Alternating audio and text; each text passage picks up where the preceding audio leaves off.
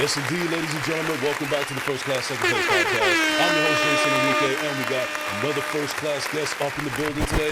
Well, before we continue, I want to remind everyone that we are live in Braveview Studios in Garfield, New Jersey. Shout out to Marv on the glass. Najee's not here today, but we still love you, Najee. But Marv, it's good to see you again. No doubt about it, brother. All right, so before we get into the first class guest, I want to mention real quick. I want to give a big shout out to Love Your Face Films. They got 3 films that have just been submitted into the Long Island Film Festival that is going on right now as you speak. So we missed a good show. Shout out to Eddie LeBron. Shout out to Letitia Buchanan, Shoshana Withers, everybody involved. And out of the 3 films, 2 of them I'm a part of, so shout out to me as well. And there will be another film festival in Jersey City. I want to believe in August, early of August, and it is the Brightside Film Festival. That's what it is. Brightside Film Festival. That's where they will be premiering at. So shout out to everybody there. And also, breaking news, I am now officially the co-host of the 2 a.m. Crew podcast featuring Rick H. Thank you so much, Rick H, for the opportunity. Tune in on Tuesdays at 8:30 p.m. on all streaming platforms. Non-stop New York sports talk. You know what it is. Yes, indeed. All right. Now we got that out of the way, and now we can get to my first class guest. So I've been wanting to interview this guy for quite some time right now. And I've been waiting to get interviewed for a while now, too. About damn time. Yeah. So without further ado, ladies and gentlemen, you could see him already and hear him. Ladies and gentlemen, Kevin Bencosme is in the building. What is going on, Kevin? I'm so glad you said that you got the new job at the 2 a.m. podcast. First of all, congratulations. Thank you, man. Because if you didn't bring that up, I was going to bring it up. I was like, ain't no way we're not going to talk about that today. Bro. First of all, I'm going to interview you real quick. How'd that come about? How do you feel about it? And what sports teams are you most looking to talk about? Please say the Knicks first. Okay, so actually, great question, and thank you for taking the reins of interviewing. So the whole thing started because I guess my name was just ringing around the podcast circles, and some people had told heard Rick. That? Ringing around the bells. You hear that? Yeah, and somebody had told Rick H about me, and a lot of people are saying that there's a lot of similarities between us. Like we got great hair, we got great voices. People thought I was Puerto Rican for some reason, but I'm not. I'm actually Colombian and Costa Rican, and so they thought that I was the Puerto Rican version of him, and we just kind of thought that I'm the Jersey version of him, he's the New York version of me. And what's interesting also is that out of all the sports teams that we root for, we only root for the Knicks. So I'm a Yankees fan. I am in the right place. Ladies and gentlemen. This camera, yeah. I'm in the right place. Yeah. If you know me, you know how I stand for my New York Knickerbockers. I am in the right place. Yes. Continue. So I'm a Yankee fan. He's a Mets fan. I'm a Jets fan. I'm definitely in the right place. I'm from the Bronx. You already know the vibes. He's a Giants fan, and I said Knicks for me and him. I don't know how big he is into hockey, but I'm a Devils fan, and he's a Rangers fan, I think. So that's where we disagree. You know what? Even Michael Jordan had a few bad games. Don't get me started with Jordan, but I just got my first Igor Shesterski jersey. Shout out to Igor. I don't know much about the Devils, but fun fact, I used to be the bodyguard for Ledecky, the owner of the Islanders, for 2 years. Oh, wow. So okay. I have ties into the Islanders, but I'm sorry, bro. I'm still Rangers at heart. Yeah, well, listen, bro. I'm a Jersey guy. You're a New York guy. For the shield, you feel me? You're a New York guy. I'm a Jersey guy. It just only makes sense, No, for sure. Because we took your basketball team, and you came to the right place. So, well, I always had the Knicks, so. No, yeah, I mean, you're smart. Yeah, you're smart. Well, I got to thank my father, God rest his soul, because he's the one that got me into my sports teams. What's interesting though is that we both love the Yankees, we both love the Knicks, and he was actually a Rangers fan, so you love him more than you would love me because I'm a Devils fan. The only reason I became a Devils fan because he kept on taking me to Devils games and never Ranger games, and that was when the Devils were hot in the 90s. I mean, I'm not gonna hold you. It's hard to get into a Rangers game. Yeah. So it's fun, but it's. But when it comes to football, I don't know what he was really a fan of, because I remember we went to a Jets game together, but when he passed away and we were going through some pictures, he was wearing a Giant starter jacket. So maybe he was one of those dudes that, I just rep New York when it comes to football. Probably. Yeah. My favorite color is green, so I was at first a Jets fan. Right. Until I was a huge Tom Brady fan. I know that's crazy. You're Dominican, so Dominicans love the Boston teams. I'm a New Yorker, so I don't go for any Boston teams. But I was a huge Tom Brady fan until the catch in 2012.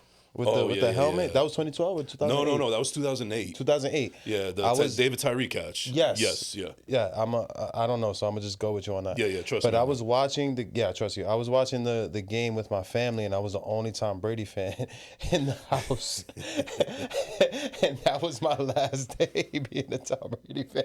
Shout out to my cousins because they made sure I was a Giant fan after that. All right, well, but yeah, man. Either way, and you still got to, salsa dance with Victor Cruz the following Super Bowl. So Sure. I'm waiting to do this with the Knicks fans. You heard? Yeah. Shout out to Jalen Brunson. Yeah. So we'll get into all of that and everything because unfortunately we don't have a big sports audience here, but we'll talk about it a little bit towards the end. But let's get into you for real quick. Let's do it, pause.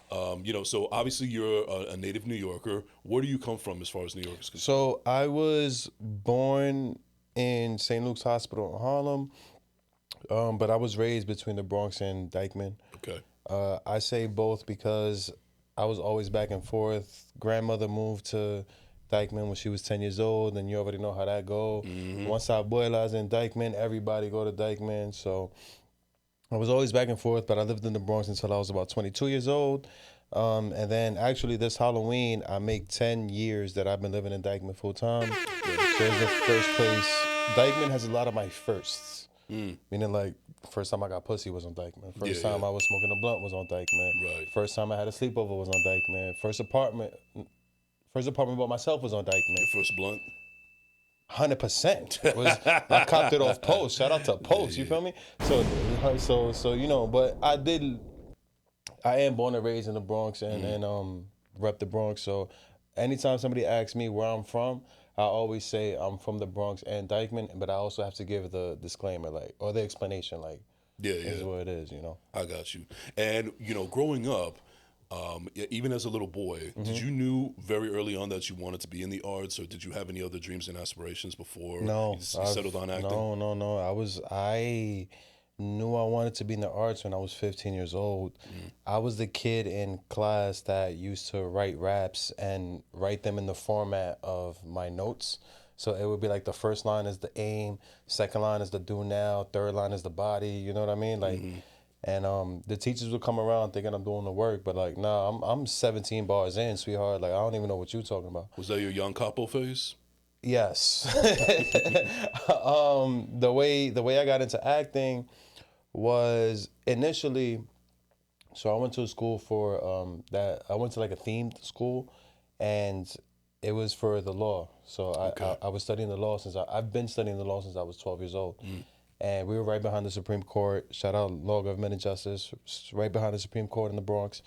And they had a program where you study the law, and also it's called mock trial. Some players cosplay as lawyers, some players cosplay as witnesses. And I was really good at being a witness. Okay. And then I was like, you know what, I should take this acting thing. I kind of want to be an actor. Yeah. And then I was in love with a girl. We Dominican, so I'm Dominican, so we fall in love quick.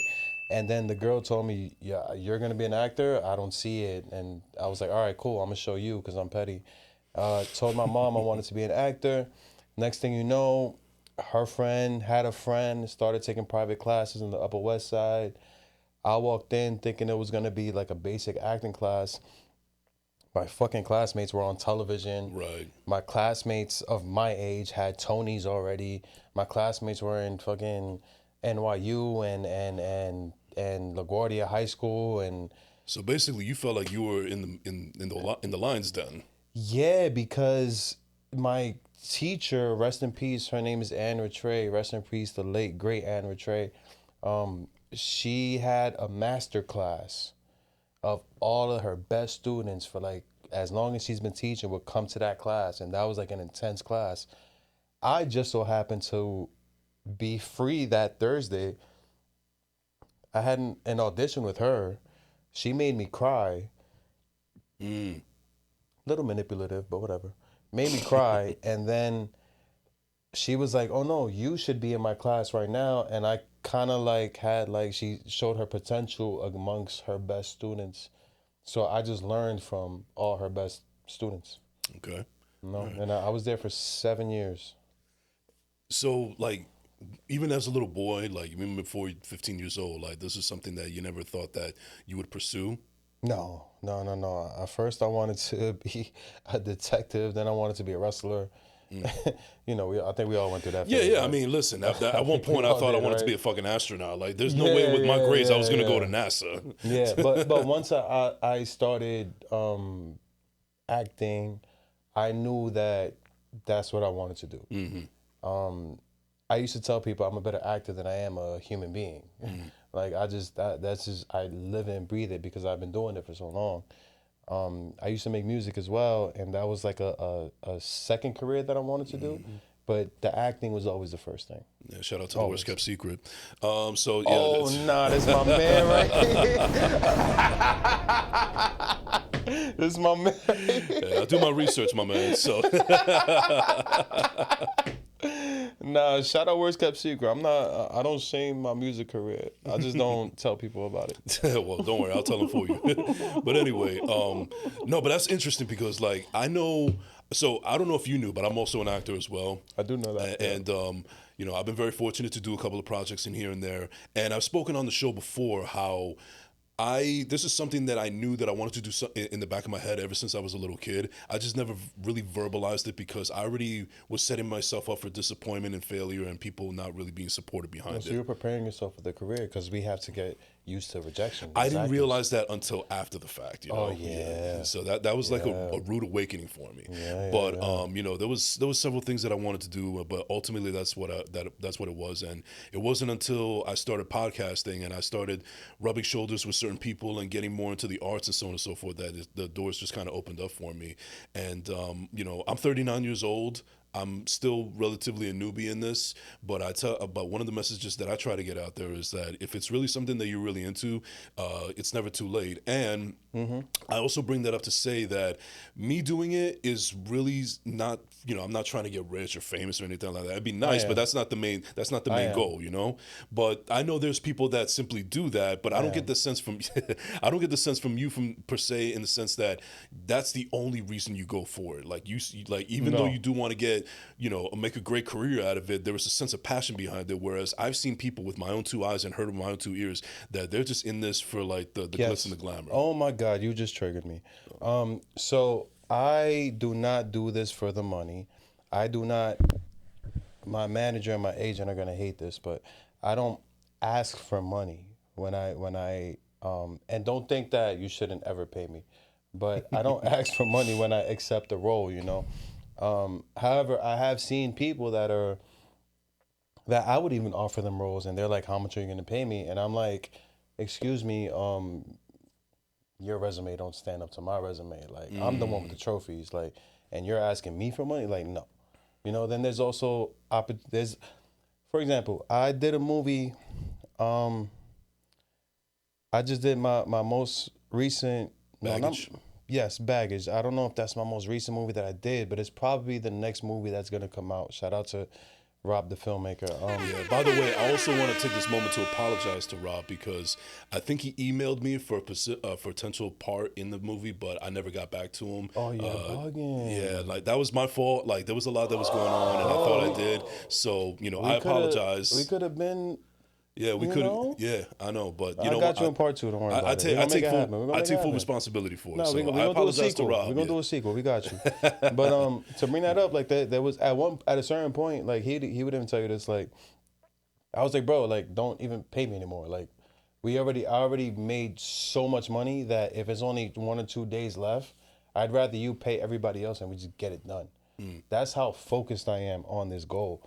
And even now I'm doing a movie. I'm doing my first horror movie, and I'm not getting paid for it. But I could pull up my resume and say, hey, look, I deserve this, I deserve that. But certain roles, like one of my favorite quotes comes from Charlemagne the God. He said, "Not every opportunity comes with a paycheck attached." Yeah. So I might do a movie with you or with your engineer or the next person that walks in this room, and say, hey, look, like. We never worked together, but I don't know where you're going to end up.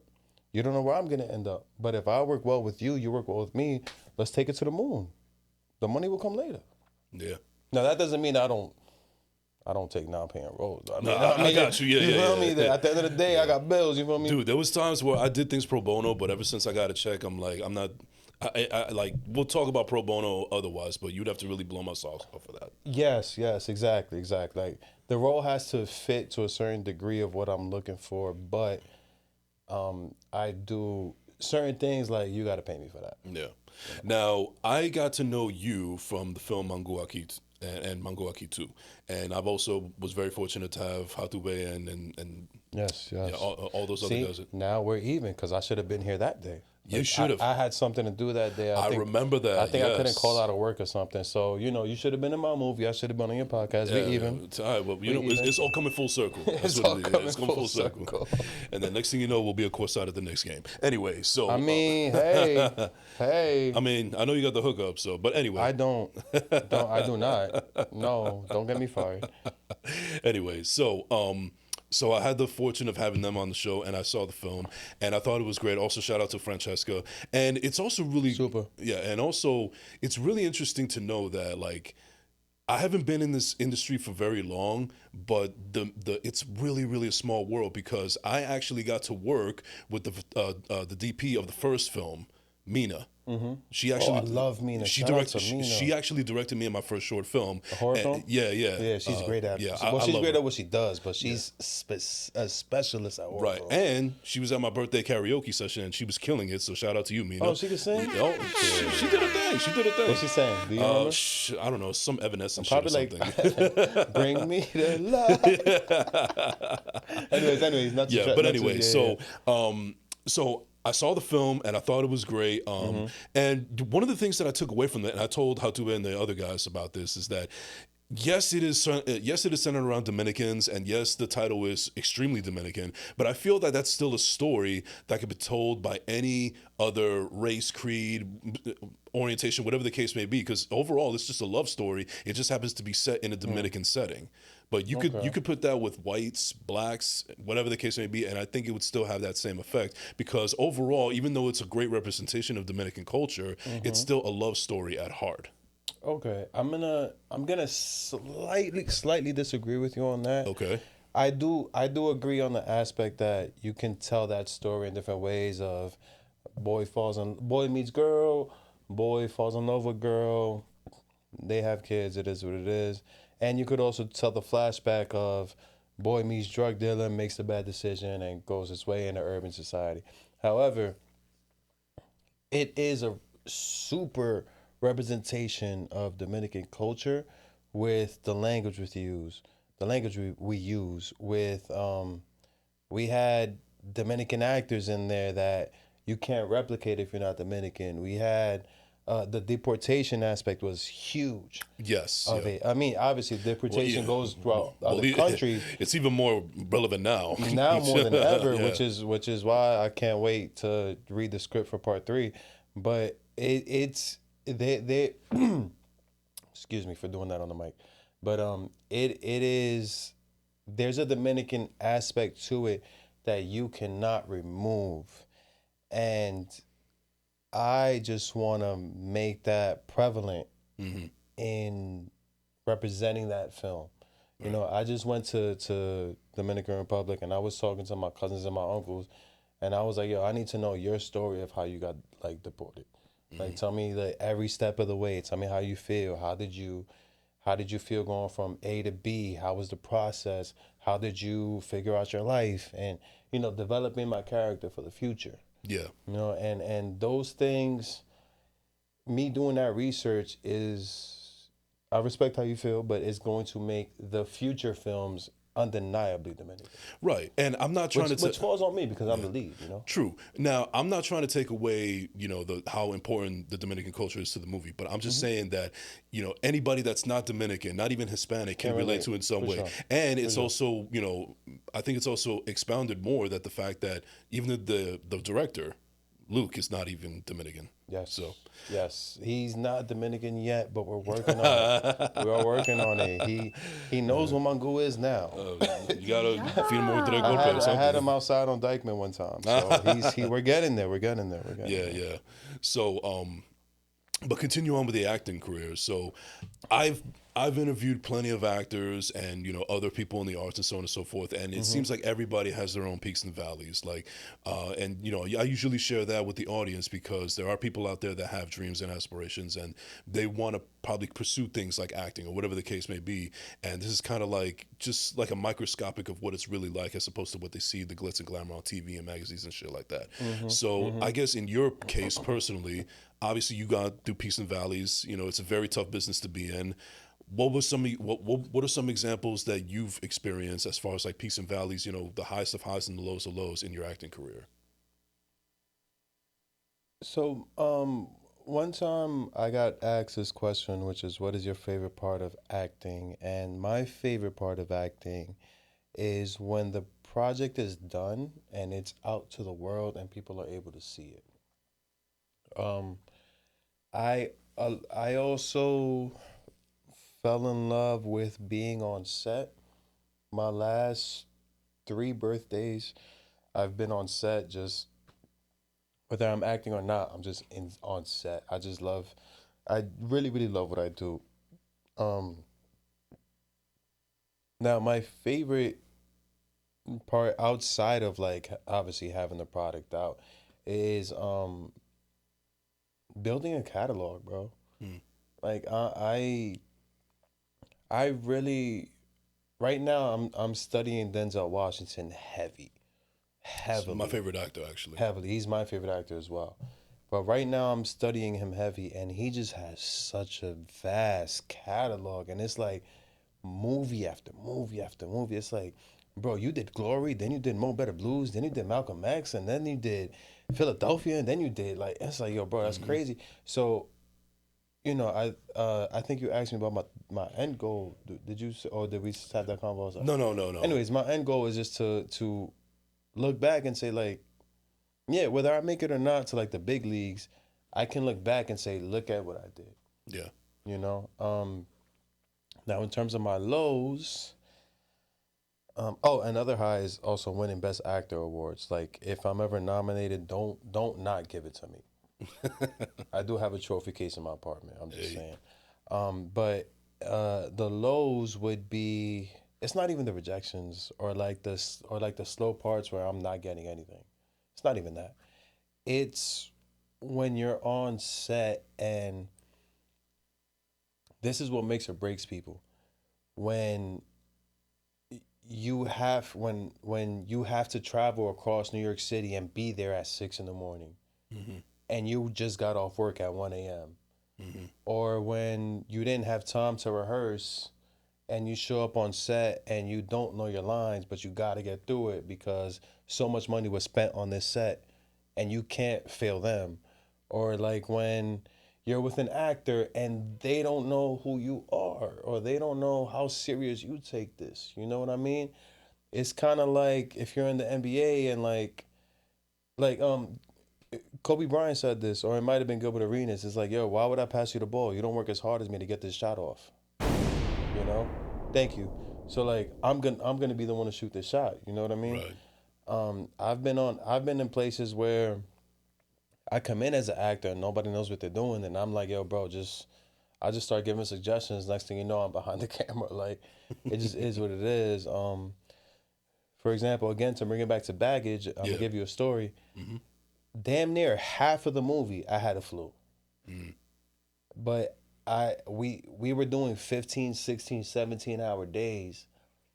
I was doing 18 scenes damn near a day, and I was sick. I had a really bad cough. I was down in NyQuil bottles like it was Jameson, bro. Like, Yeah, yeah. and then I would be there at 5, 7, 8 in the morning, and then actors will come in at 7 p.m. with a bunch of energy, and I got to do 7 scenes with them, and I'm like, how the fuck I'm gonna get through this? Mm. They have all this energy, like they just came in the fourth quarter, and I have to drop 25 this quarter because if I don't drop 25, they're gonna be like, damn, I smoked Cav.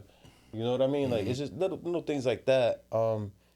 There's also been times where I've just walked into set and everything goes left. Mm. Gotta make it right. Got the job has to get done. Those would be my low parts. Yeah, you strike me as a person that, especially when you're on set, that you're extremely no nonsense. Like you came here, you're here to do a job, and when it's our job to do it. Yes, but I also do have fun outside. No, I mean, Don't come get it on, twisted. you got to have fun. Yeah, for Absolutely, sure. I'm very serious. Yeah. Very serious, but we're also gonna find the pockets to have fun, you know? I'm also very competitive. I look at this shit like we all trying to make the NBA. Like, It always comes back to basketball. yeah, like I was saying, I don't know if y'all know about ball, but like I remember being in high school looking at the top 100, like I gotta get to that spot, and also like you're not dropping 40 on me, bro. Like, you know what I mean? So I'm also very competitive in this stuff, and I'm not loud with my competitiveness. I'm just gonna get more intense once they call action. Now, are you SAG? No, Okay. but there's a reason I'm not SAG. Okay, well, before we get into that, one of the reasons I bring that up is because I actually know a couple of people that are SAG, and it seems like they're having a lot of trouble getting work these days. Whereas love I know this question. where I know there's people that are not union that I know they're where you're going. I love this question, but no, ask the question for the people that don't know where you're going. Okay, please. so I mean, like, what's going on with the landscape in the business right now that it's even hard for people in the union to even get work as opposed to those that are not? So the reason I'm not SAG is because I enjoy the freedom that I have to take any role that comes my way. Once you are SAG, once you are in the union, it's like being in the mafia, it's like being a made man. Like you if I'm SAG and you come up to me and you're like, Kev, I really want you to play this role in this movie, I can't do it because I'm in the mafia. I'm tied up. Yeah. You know what I'm a made man. And if I do your movie, you can't make any money off it because I'm in it. And it's not worth it. No, because they like, for example, in 2024, I was going hard every single day trying to get an agent. I have an agent now. Shout out Firestarter. Shout out Chandra. I love you. And shout out my manager, Sana. I love you too. But I was going hard trying to get a agent. And a lot of people were telling me, hey, Kev, you are amazing. There's no reason you shouldn't be in television. You have the look. You have the talent. You're great. You're charismatic. You're great. But they never sent me a contract. Why? Because I wasn't on Law and Order, or I didn't make CSI. Like that, I never like did that one television spot, you know. And once you do that one television spot, you can't do a Manguaki, you can't do a paper, you can't do a baggage, you can't do all of these things that I'm able to do. So what I'm waiting for is an opportunity that is a must join. There are certain roles in television that you must be SAG in order to do this. Correct. As opposed to like, cause like, you know, I meet actors like when I'm out in the street, I'm pop my shit a little bit. When I'm out in the street and I tell people I'm an actor, they be pulling out their SAG card. Oh, I did background 3 times. I'm in the union. I'm an actor too. And I'm like, bro, no, like Google me.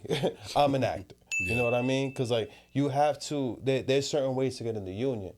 So like all you need is one part, and if you say one line, you're in the union. Okay. If you're on television, or you could do 3 background roles. But those people, they can't be the lead of a movie like I am. So I'm very confident in my skills and my resume, but I'm just waiting on that one part. Yeah. And you also strike me as a person that even though you've done all of these different projects, you're always going to treat it like you're just a student in the game, like it's your first day of school. 100%. Yeah. And 100%. I think that's one of the things that, going back to those people that, you know, quote unquote actors that are only doing it for the glitz and glamour, because I've seen it already several times where they'll do like a low budget feature film or maybe like a short film or maybe something they just put on YouTube, and you know, it's and they think they already made it. Oh my God, you have no idea the shit I go through with these actors. I mean, this might be even a little controversial, but I know people. Oh, we could get controversial. But I know people. Well, I don't want to get in trouble, but no, we won't. But I've seen people that simply got roles just because they were a certain skin color, not necessarily because of their talent. I gave this role to somebody one time. Literally gave her this role, and as soon as she walked in, the director saw her and was like, "You got the part. This is she's the prettiest girl in this whole room. You got the part." And then the director was like, "Yo, I want to do part 2 of the movie." And she was like, "How much are you gonna pay me?" And I was like, "Excuse me." Like, I'm not even asking for payment for part 2. Right. And I got you here. You know what I mean? Like, bro, well, trust me, I've seen it all. I've seen it all. I've seen it all. Like, So I'm pretty sure that you've even seen, and I've certainly seen this, where yeah. you've helped out other people out of the kindness of your heart, and you believe in somebody's talent only for them to basically be the worst kind of opportunist they can be. Yes, but I'm not. Let's just not dwell on the negatives, because Right. I do still help people out. If I believe in Yeah. you, if I believe in you and your hustle, I'm gonna try to help you out. And I have helped people out, and they're amazing. You know, I have actors that, shout out to Morum. We were in Baggage. He actually plays the villain in Baggage, and I casted him in Paper season 2. And he was amazing in that. And then we've been on auditions together. And it's like, yo, bro, we vouch for each other. Like, Yeah. you know, I've also, if you see, if anyone out there has seen or will see any of my movies, meaning more than one, you will see eventually multiple of the same actors, because I like to take the people I like and bring them with me. I always say, if you're on my team, you are on my team. I also tell people, once you hire me, you hire everything that comes with me. I can write, I can produce, I can bring you to a distributor that can get your stuff on streaming. I know how to direct. I have a team of actors that I vouch for. Like once you bring me on, you're bringing all of my people on, whether you take them or not. You know what I'm saying? You're welcome to be on that as well. Well, I appreciate that. I Yeah. saw that scene where you was locked up in the jail scene. I saw that. Oh, thank I you, man. peeped Yeah. that. Thank you, Don't man. think I didn't. You know what I mean? But like, yeah, like, so I do love to help people out. You know, I know we was like talking a lot of shit, but like, Yeah. I do like to help people out, Yeah. and it has gone great for me as well. Well, the only reason that I bring that is because it's just to bring up those cautionary tales, because you've seen it, I've certainly seen it, but that doesn't necessarily kind of like change our aspect on At all. on how to do it. It's just that it's one of those cautionary tales to just be wary of for those people, because and that just goes to show that that's just part of the nature of the business. Unfortunately, you know, it's just something that you have to roll off your back and then keep on going. A lot of people look at the glitz and the glamour, but they don't look at the hard parts. Right. A lot of people look at the results, they don't look at the process. Yeah, and one of the things that I think that there's a possibility you and I may disagree on is the fact that when it comes to art in general, like whether it's podcasting, acting, whatever the case may be, the thing that really does it for me is the process. Because I remember reading this book, Meditations by Marcus Aurelius, where somewhere in the book he's talking about how for people that are only focused on the end result, their train is pretty much off the tracks. Like they're doing it for the wrong reasons. What you're pursuing or what you do is you do it for, you know, the love of the process and what you're doing it, as opposed to just hoping for people to like it, love it, hate it, whatever the case may be. Because if that's the case, then it's not going to be a lot of longevity. Yeah. No, I completely agree with that. And I want you to send me that book, by the way. I got you. But no, I completely agree with that. It's like they're saying, no pain, no gain. You don't go through the pain. You know, if you're not gonna enjoy the finish line if you were driven there. Now, if I walked there, I'm gonna be like, yo, I fucking made the finish line. Yeah. Now, a little bit of a tough question, but I think it's an interesting one as well. So Wait, before when it comes you do that, yeah. let me keep going on. You said tough questions, so I gotta get ready. Yeah. So with a great film like Manguaki, even, you know, how great it is, the first and the second one, the two films. This is something that crossed my mind. I don't know if it crossed yours. Probably didn't, but I just felt like I should ask it anyway. Due to the fact that it is indoctrinated in the Dominican culture and so on and so forth, like we spoke about, was there ever any fear or discussions, perhaps, about the fact how this movie it's a love story, but it also could be merely reinforcing those stereotypes that people love to harp on as far as the Dominican culture is concerned? No. My only fear, and I've never told this to anybody. Oh, getting exclusive. My only fear with doing Manguaki 1 and 2 is that my Spanish isn't super Dominican. Like I speak Spanish, you know what I mean? pero yo no hablo como uno de esto. Yeah. You know what I'm saying? Like, Yeah, que lo I que, just, you know. yeah, no, yo digo que lo que me ve, tú sabes como Well, la you're not vaina. in Nueva York, so. No, of course, but like my cousin one time, he was like, "Yo, you speak Spanish like a white person that majored in Spanish," and I was like, "Damn, bro!" Damn. Like, but so that was my only fear was how am I gonna come across as an authentic Dominican? I know I can do the part, I know I can act, but are my fellow Dominicans gonna see that film and be like, "Es uno de nosotros"? I know I look the part, but once I start talking, it's like, you know, Yeah. there's no fucking, you know. But that was my only fear. But listen, we were successful and we still are. Like, you know, I got a few Best Actor awards off that. So ain't nobody, thank you. Ain't nobody mad at that. You You know had what a I little mean? Carl Anthony Towns in your voice right there. A little zesty. You know what I mean? You know what I mean? Shout out, Cat.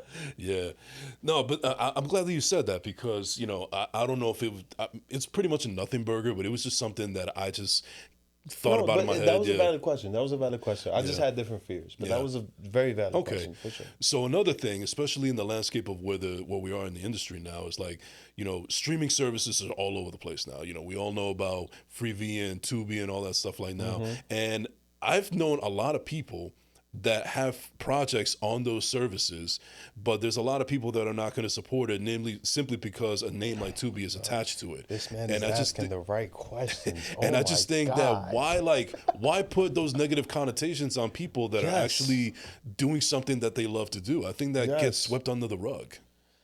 Okay. So, I want to start off by giving a huge shout out to Deborah Cardona. You guys might know her as Deja Vu Films. Not only did she put me in, not only did she tell me I am a director and I am a producer, but she also taught me the game in terms of distribution, right? I also want to give a second shout out, Jamila Mustafa. Love you, baby. She brought me to a Tubi premiere, and we were working the room. And while we were working the room, I was meeting the executives in Tubi and having real conversations with the people of Tubi. Like, Yeah. I met like the CEO of Tubi. You know what I'm saying? And we like took pictures together and all that. But I, as an independent filmmaker, I live, breathe, and praise Tubi. Tubi is the SoundCloud that rappers used in 2012, 2013. And Drop all a that. bomb on that. Now, yeah, I had to wait till the bomb finished because I meant that shit. Now, the reason I praise Tubi is because one, it is a free platform. And two, the ROI, return on investment, for independent filmmakers is top tier. Yeah. It is top tier. I'm not gonna talk bad about other platforms, but other platforms you kind of have to pay for a subscription, or you have to pay to watch my movie, and the return on investment isn't the same. Meanwhile, Tubi, like, yeah, they have ads, but it also taught me the importance of ad sales. Taught me and because I bartend where I bartend, we're not gonna say it, but like, Right. I meet a lot of people in ad sales and marketing, and it also taught me that if you know how to run the ad game or use advertisements to your benefit, you're gonna be fine whether you get on Netflix or not. Whether you get on Netflix or whether you get in the movie theaters for 8 months or whether you make it to big time Hollywood or not. It's kind of like being an independent rapper. Like, you might see an independent rapper for 15 years and be like, "Yo, how the fuck he make his money? Like, he's independent. He's chilling. Yeah. If he sells 10,000 albums, he's good for the year." And us, if we're on Tubi and our shit goes a little bit viral, we're out of here. Yeah. If our shit is like all our homies watch it and put their homies on, bro, we good. You know? And one of the things that I appreciate about you saying all of this is your business sense, because I feel like, especially now in this day and age, whether it's podcasting, whether it's acting, whether it's doing music, whatever the case may be, you have to do a little bit more. I should actually say a lot more than just where your art applies. Like for me, it's not just being a podcaster in front of a microphone and a camera. I got to learn about the algorithm. I got to know about ads and sponsors and shit like that. I got to know about, as far as acting is concerned, I got to know about the business side, so on and so forth. I know where you're going. Definitely with music as well. Yeah. I just feel like, why isn't that being taught enough to the people that want to get into this business? Because it feels like they're either just really stuck in their ways and just wanting to do that one little thing and not wanting to expand their mind. But I also think it's also a lack of leadership within the industry in order for us to do that. Yo, you who's your favorite basketball player ever, bro? Wow. I mean, I would have to say Jason Kidd.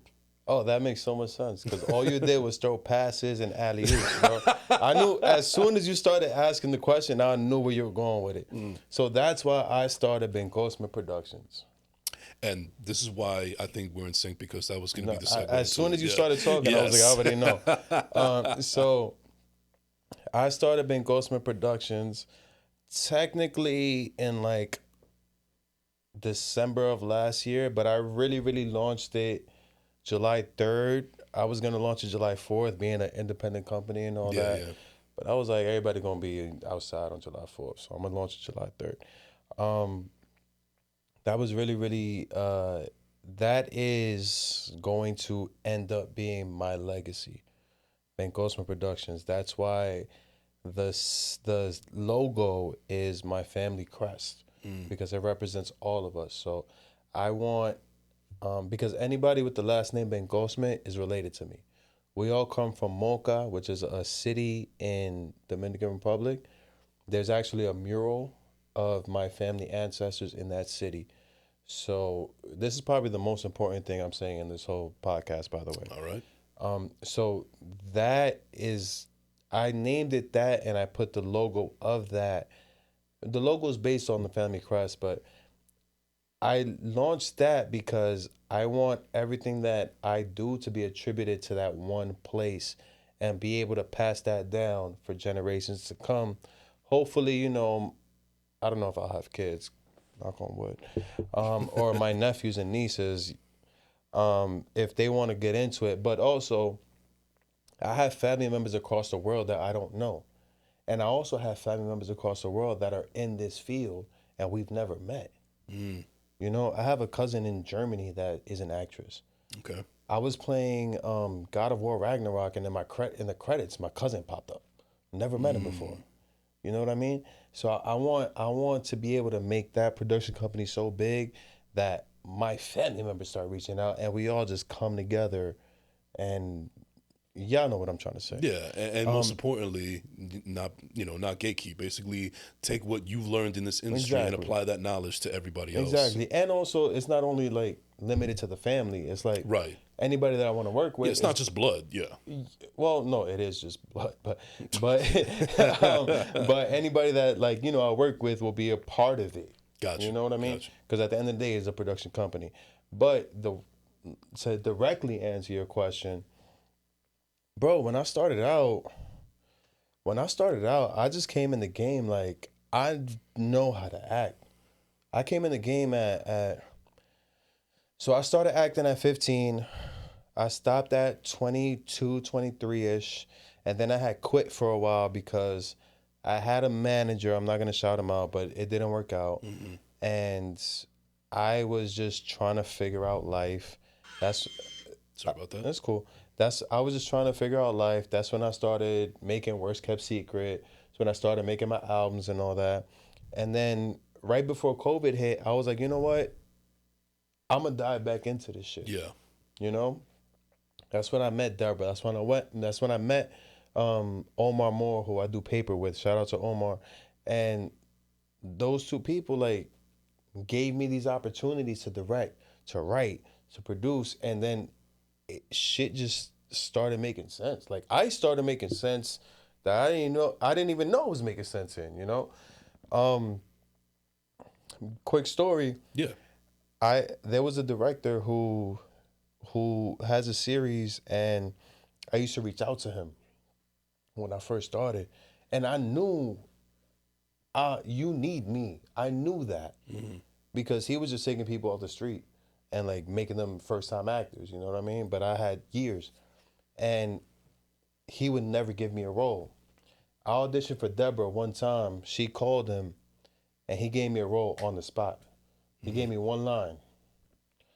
I did that one line, and the rest of the scene, I acted without talking, just facial expressions and positioning the camera and all that. And then I wrote a scene to expand my character in that series and sent it to him. Now, at the time, I thought I was just trying to get on. I didn't look at it like, he probably looked at it like, yo, bro, who's this guy telling me I can't write? Like, people take it different ways. Yeah, but sure. I looked at it like, yo, bro, I'm going to learn how to write a scene just so my character could expand in this one show. He ended up not using it. Never hit me back or whatever. It is what it is. So, and I took that scene and I used that for paper. There you go. Because I recycle. Because I used to make music. So I used to write lyrics, write verses, never use them, recycle them for another song. Sure. So I just applied that to writing. Next thing you know, do that again. Now I'm a writer. Yeah, it's funny you mention that because I'm actually starting in the process of writing my first short film. I'm actually suffering a little bit, admittedly, through a little bit of writer's block. I made up a couple of drafts and everything, and I basically just threw them all out, and I'm ready to start from scratch. No, don't do that. I know exactly how to fix that, but I'm gonna let you finish. Well, actually, no. There you go. Like, how do I fix that? So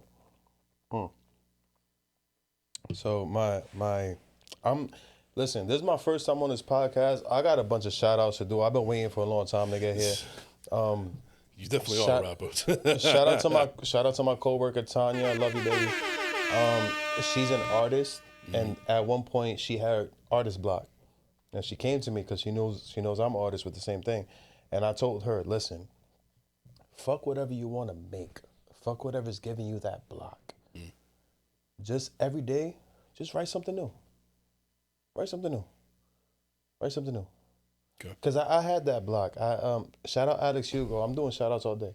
Him and I, we had a film, and there was one day I wrote like 40 pages. I was on fire. My laptop ended up burning out and crashing. And I didn't write for 6 months.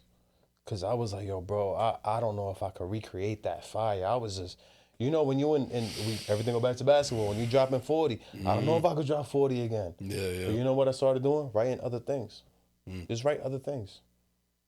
Write a scene. Yo, I just broke up with my girlfriend. How would I break up with my girlfriend?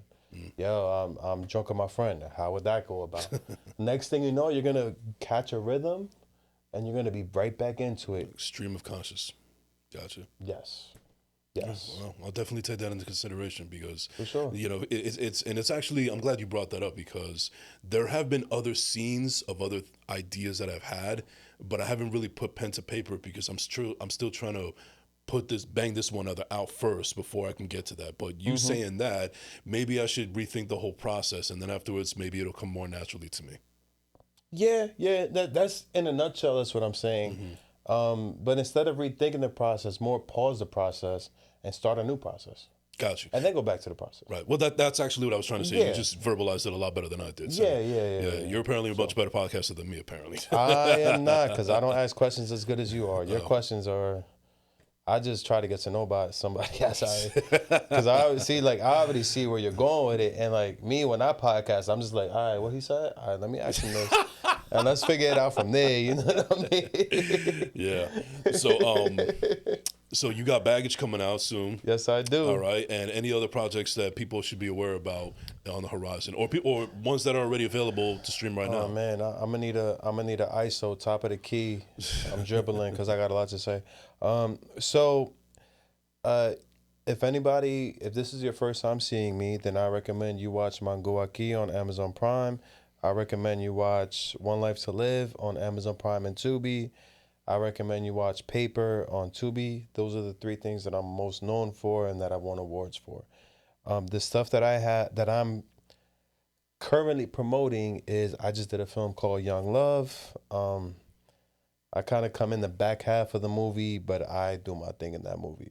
Right now, my upcoming projects are, my main thing that I'm promoting is a film called Baggage, which we've mentioned a bunch of times in this interview, that he could have been in, but he fronted. Yeah. I play the lead in that film, and that's going to be the first film that is under Bencosme Productions.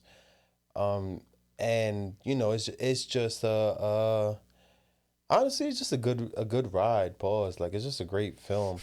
But then I also have another film coming up that I haven't promoted as much because we're waiting on the trailer to come out.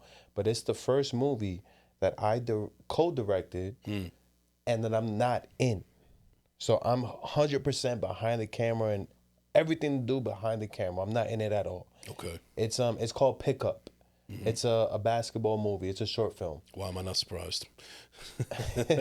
And what I love so much about it is that I was there from, so the writer, his name is Martin Dorsey, shout out Martin, and he had a script, and then him and I took the script and made the project come to life. We shot the entire thing on Dykeman, not on the Dykeman courts. We tried to do that, but it's a Dykeman course. People balling there 24/7. But we shot the whole thing on Dykeman. And the actual basketball scenes, like, I was there running plays. Like, yo, you gonna cut right here, you gonna set the pick, and it's gonna look fire. Put the camera right here. Like, it is gonna come out looking crazy. Also, I have, what else do I have? I'm trying to think. I'm not trying to take too long thinking. But I have, right now I'm shooting a movie called Soul Snatcher, which is my first horror movie and the first time I played a detective. And it's really a woman empowerment film because it's about a demon that cosplays as a woman, and in order to survive, she has to take men's souls. And I play the detective that gets a case of a bunch of men missing in the same area. So we're just gonna take it from there. We ain't gonna spoil nothing. We're not doing, you know what I mean? What else do I have? I have, like, normally when somebody asks me what I have to do, I look at my phone because I don't want to miss out on anything. But at this moment, that's what I'm thinking about. I feel like I'm missing something though. If I'm missing something, I'm sorry, but I just have so much to promote. Dude, this guy stays busy, man. Yeah, I do stay busy, So man. you know what? Round of applause for that, for you. Thank you. Yeah. Now, before we get into the final segment, I just want to ask real quick question. What is your thoughts on Mike Brown as the new head coach of the New York Knicks? I think that we did the right thing. So you're one of those people that was glad that Tibbs is gone? Yes. Really? I love Tibbs as a coach. Okay. However, his weaknesses were exposed in every single playoff series that we were in. Just so happened to be lucky that we have the God, the captain, my top 3, 4 favorite players ever. My top favorite player in the league right now, Jalen Marquise Brunson. Love you, my boy. Actually, my favorite player of all time is Jamal Crawford. Okay. Right now, my current favorite player is Jalen Brunson. Those are the only 2 players to ever wear number 11 for the Knicks. Crazy. Yeah. But also, Mike Brown, 2-time head coach of the year, maybe 3, but 2-time for sure. 2-time for sure, yeah. Had one of the best offenses ever when he was on the Kings. I think that we are going to see a Jalen Brunson and Karl Anthony Towns pick and roll masterclass that will rival John Stockton and Karl Malone, that will rival Steve Nash and Amari Stoudemire. And I think last year, our season went as far as OG Anunoby and Mitchell Robinson's injuries. Yes. Right? They didn't get injured, but Indiana Pacers sacrificed 87 chickens and 77 goats. Yeah. So it is what it is. I think that this season, not only is the first seed up for grabs, not only is the championship up for grabs. Yes, I said that. Yeah, the East is up for grabs. No. Not only is the championship up for grabs, but our season depends on Josh Hart's 3-point percentage. Because if that man could shoot anywhere from 36 to 40%, we are elite. That's all I think about, and that's because of Mike Brown. Like I think that he knows how to say a whole lot of nothing, which is great for New York. Okay. All right. Well, listen, I may be a fool for saying this, but my expectations are super high. For me, it's finals or bust this next season because we were 2 games away from getting to the finals. Maybe Tibbs was the one that stopped us from getting there. I think that we had an absolute chance, even though we had that disaster in game 1. But for me, my expectations are sky high. I mean, you can't change the rotation of the season in Game 6 of the ECF, bro. Yeah. You know what I mean? I think that Mike Brown is going to use he's going to have a 10, 11 man rotation. Yeah. Well, listen, he's my coach now, so I'm going to be rooting for him. And I'm going to be rooting for Brunson and all those. And he looks like Al Roker. You're not wrong. All right, well, ladies and gentlemen, so we're going to get into this final segment now. It's now time for everybody's favorite segment. It's called This or That. If you've never seen the show before, what happens is I will ask my guests multiple choice questions here. There's no right or wrong answers, just what you like best, and it's an opportunity for the audience to get to know you a little bit more and just to end things on a positive note. Okay. All right, so are we ready, Kevin? Let's do it. All right, are we ready, Marv? I almost called you Najee. Wait, before we start, shout out to Marv, the engineer. That man is ready with the. Oh yeah, he's ready with this. Oh, he's done this before. He's a shout out to you, bro. They don't call him the king of podcasts for nothing. Well, I see that. Yeah, see that. All right, ladies and gentlemen, here we go for This or That. All right, you, Mr. Bencosme. Man, I'm gonna look at the camera the whole time. All right, here we go. Playlist or podcast? Playlist meaning like music or podcast? Podcast. I listen to more podcasts than I listen to music now. Slides or Crocs? Crocs. Okay. Beach or pool? I'm a beach guy. Pool gets boring. Dogs or cats? Dogs all the way. Shout out my dog Smokey. He's 18 years old. God bless Pure him. legal. We got him in 2007. He's not only is he blind, he's deaf. He's old as shit. He's slow as hell. Every day that knock on wood that he wakes up, we be like, oh shit, another one. Like he's like on his wits end.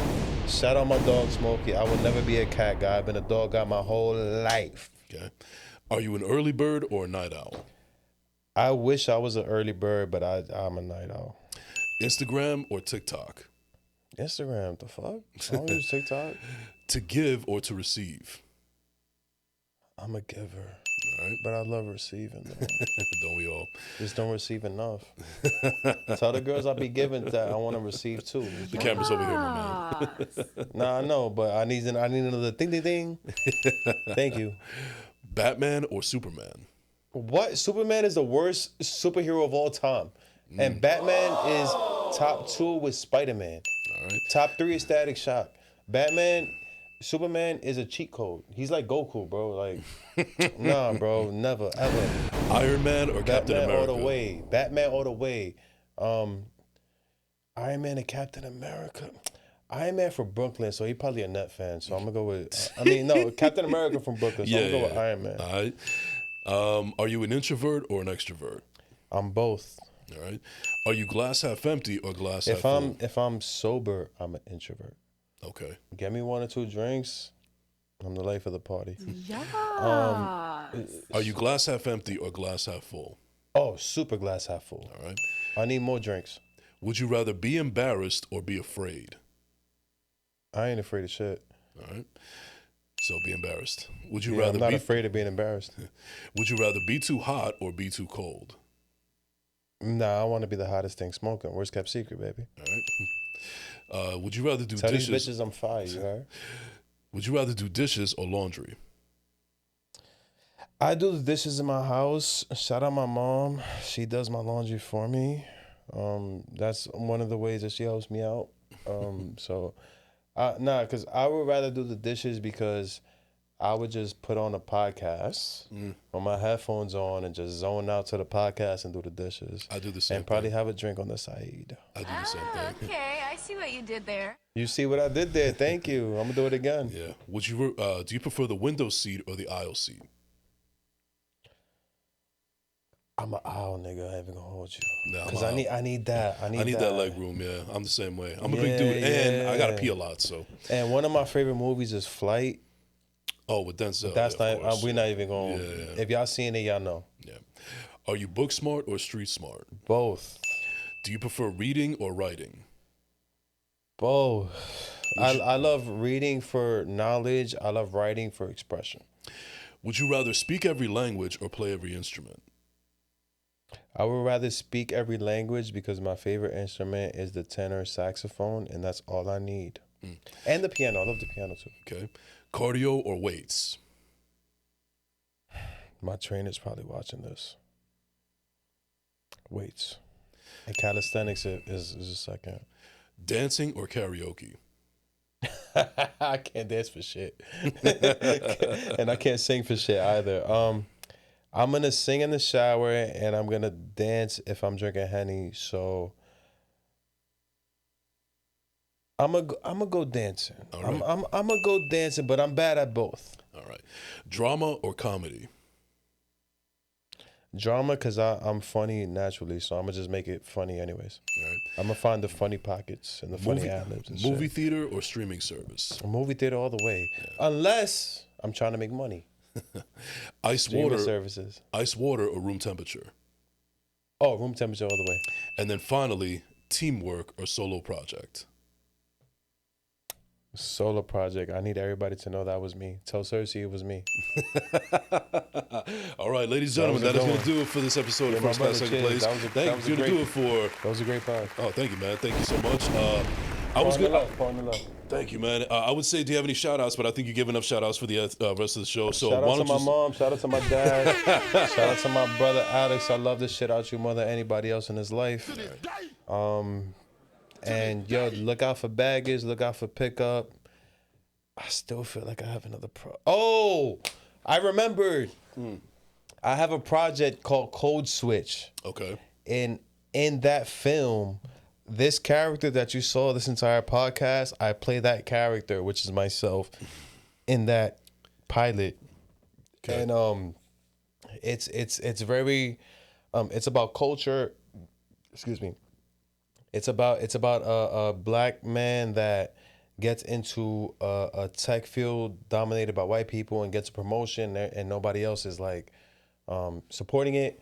But it's a comedy, so I just want that was the shout out Code Switch. Please check that out. Look out for that. For sure. All right, real quick, where can they find you on your socials?